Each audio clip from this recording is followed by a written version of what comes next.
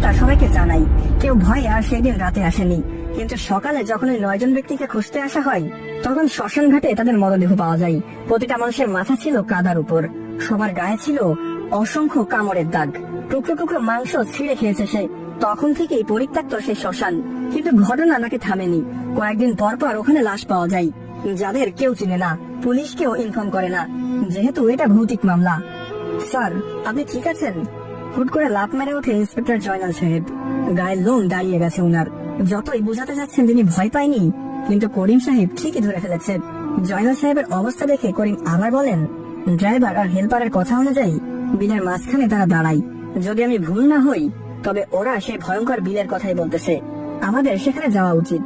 হয়তো পরিত্যক্ত সেই শ্মশান ঘাটের আশেপাশে মেয়েটির লাশ পড়ে থাকবে। করিমের কথা শুনে জয়নাল সাহেব কিছুক্ষণ স্তব্ধ হয়ে যান। এরপর অনেক ভেবে বলল, এখনই বের হই। ড্রাইভারকে বলুন গাড়ি নিয়ে আসতে। যে কথা সেই কাজ। 3 গাড়ি পুলিশ ফোর্স নিয়ে ইন্সপেক্টর জয়নাল সেই বিলে যায়। অ্যাম্বুলেন্স অ্যাক্সিডেন্ট হওয়ার স্থানে গাড়ি রেখে সবাই নেমে পড়ে। করিম জয়নালকে হাতের ইশারায় সে পরিত্যক্ত শ্মশান ঘাটটা দেখায়। জয়নাল সাহেব সবাইকে নিয়ে নেমে যায় বিলে। এরপর বিল পেরিয়ে প্রবেশ করে সেই ঘন জঙ্গলে, এরপর শ্মশান ঘাটে। আশেপাশে অনেকক্ষণ খোঁজাখুঁজি করার পর একজন চিৎকার দিয়ে বলে, স্যার পেয়েছি। ওনার ডাক শুনে সবাই ছুটে যায়। শ্মশান ঘাটে না, ঘন গাছপালার সাইডে পড়ে আছে মেয়েটির লাশ। 2টা চোখ তুলে ফেলা হয়েছে, একটা হাতের অর্ধেক কামড়ে খেয়ে নিয়েছে।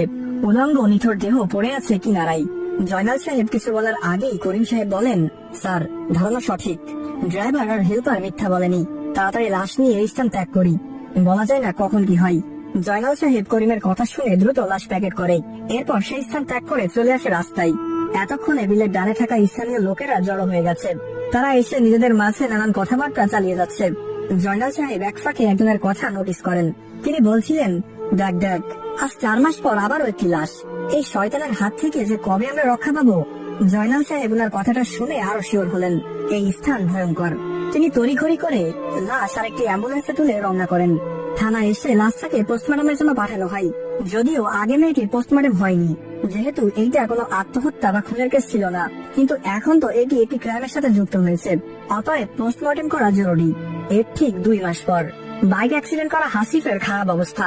সন্ধ্যায় অ্যাক্সিডেন্ট করেছে, মৃত্যুর সাথে লড়াই করে যাচ্ছে সে। পরিবারের লোকজন স্থানীয় ডাক্তারের পরামর্শ নিয়ে হাসিফকে ঢাকা হাসপাতালে নিয়ে যাচ্ছে একটি অ্যাম্বুলেন্সে করে। ঢাকা যেতে আরো 3 ঘন্টা লাগবে। তাদের অ্যাম্বুলেন্সটা মাত্র সে বিলের রোডে প্রবেশ করেছে। ঢাকা যেতে আরো 3 ঘন্টা লাগবে। তাদের অ্যাম্বুলেন্সটা মাত্র সে বিলের রোডে প্রবেশ করেছে। হাসিবের মা এবং বাবা হাসিবের পাশে বসে আছে। হাসিবের চাচা অ্যাম্বুলেন্সের সামনে ড্রাইভারের পাশে। হাসিবের চেহারা ভয়ঙ্কর রকমের আঘাত খেয়েছে।